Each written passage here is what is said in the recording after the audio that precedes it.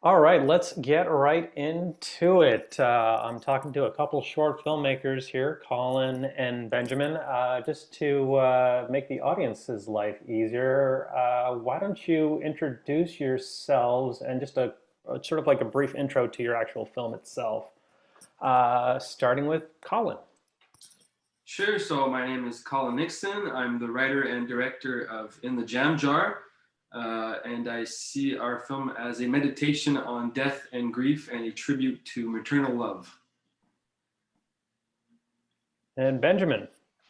Hi, I'm Benjamin Nicolas. I'm the writer and director of Beast. And Beast is an expression of my nightmares of young father. Yeah. All right, let's start with Beast. Boy, I have a lot of questions for you, so I don't know that we have enough time to get into all of them Mhm. today. But let's start with why did you want to shoot this film in black and white? Um, because I was in Montreal, I needed. I mean, like it was. I saw this film at night, and it was snowing at time. But at the end, for the shoot, we didn't really have much snow, and I think it's an and it was an expression of a nightmare. It was really like this film is not necessarily how I approach a narrative process. You know, like it was more. It's particular the way because I did short films in the past and they were not like this. I mean, like they were not constructed like this, and uh, and after the digestion after like 2 years now I'm tend to think that like this film is in black and white because my nightmare were not colorful. Yeah.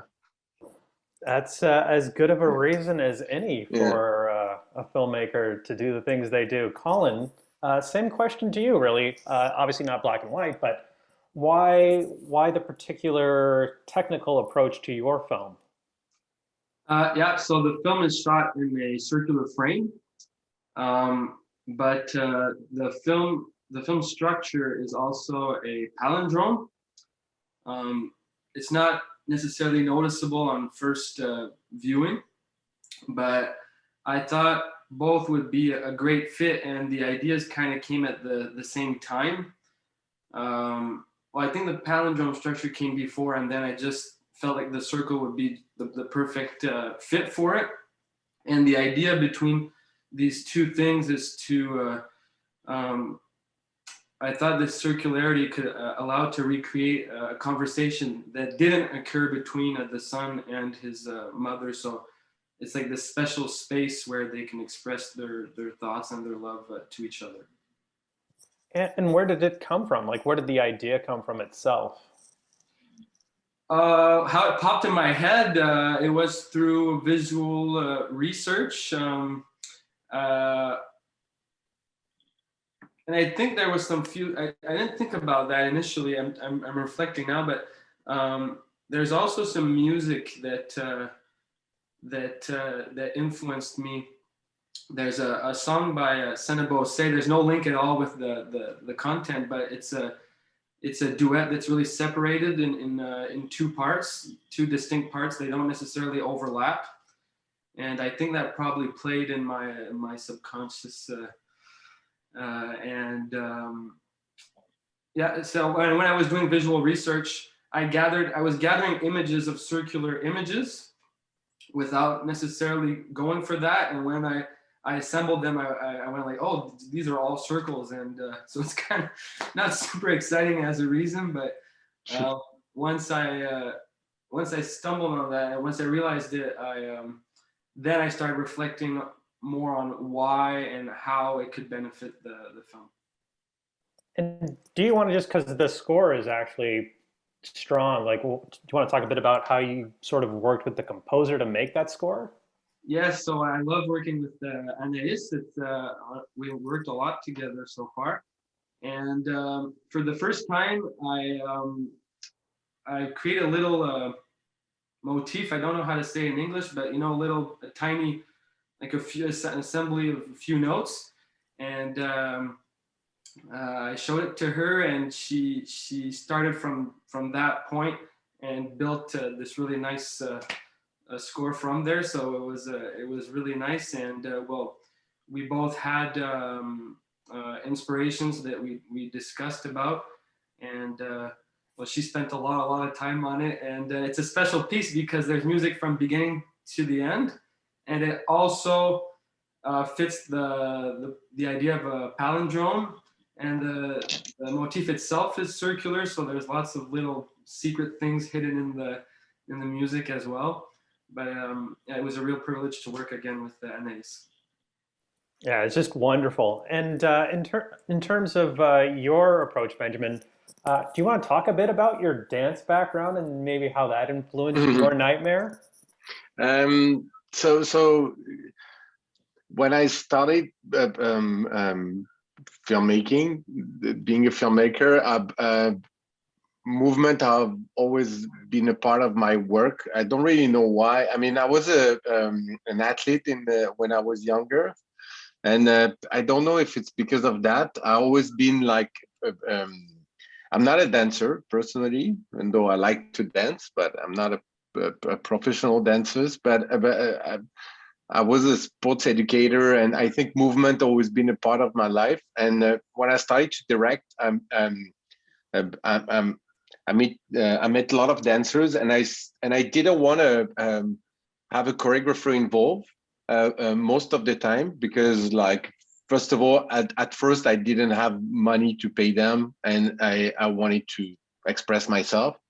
And at some point, I think I find the connection with dancers super interesting because I was able to direct them as I direct actors, and to explore with them as I explore with actors, and and and and I think whatever the discipline that you are into, there is not much a difference on frame. So I basically never worked with a choreographer in my life, and I'm doing commercial on the side, and I'm doing the choreography by myself as well. So when I met James, the main actor, I told him that, and him is a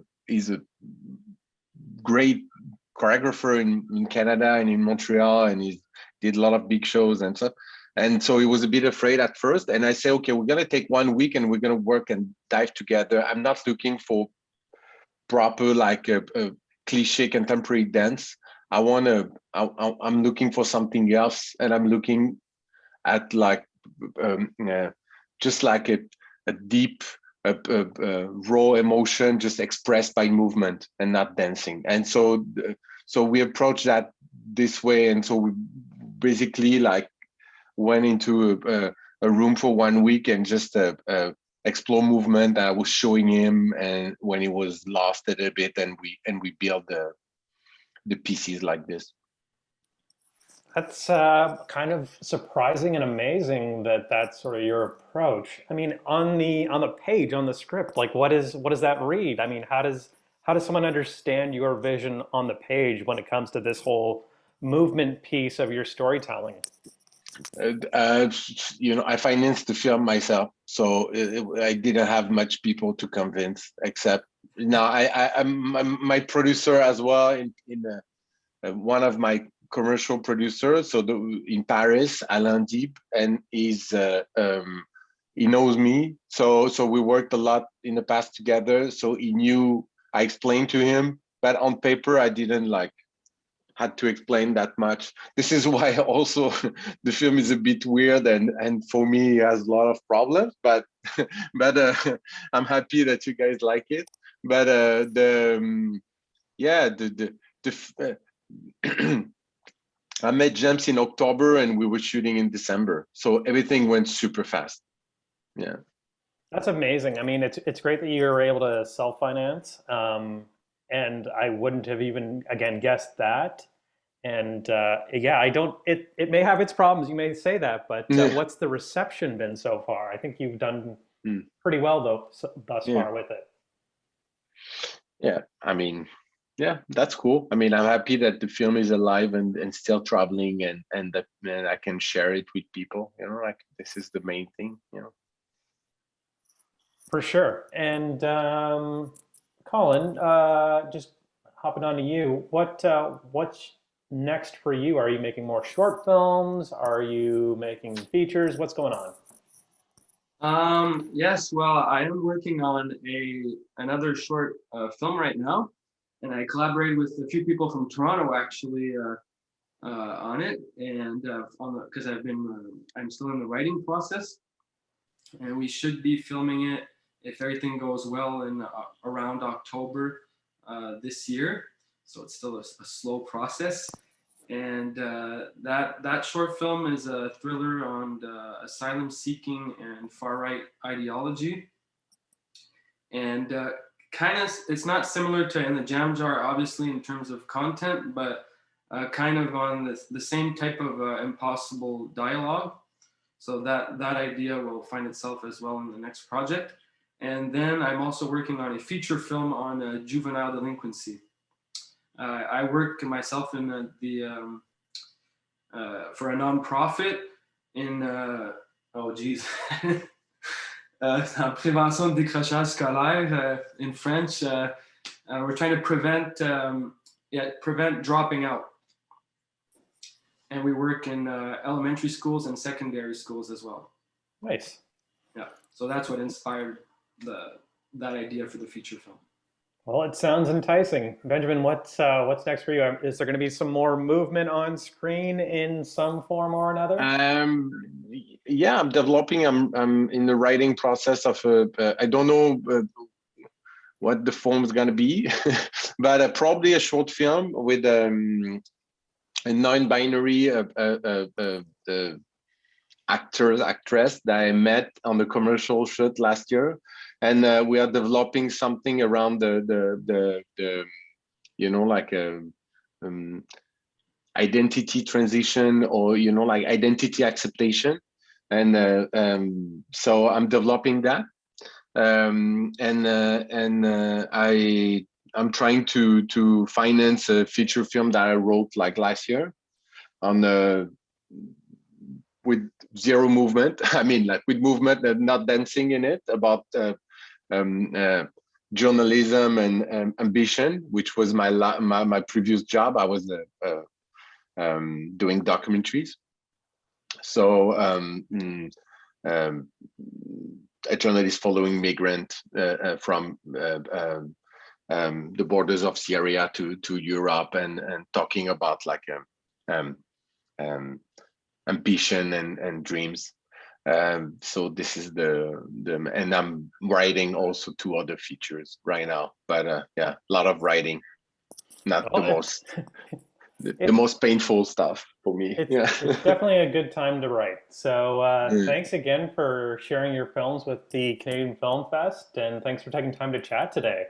Well, thanks for having us. Thank you, guys. All right, take care. Bye, Benjamin. Bye, Richard. Yeah, salut, Colin. Bye-bye. Cheers. Sit back, relax, witness the greatest. Don't get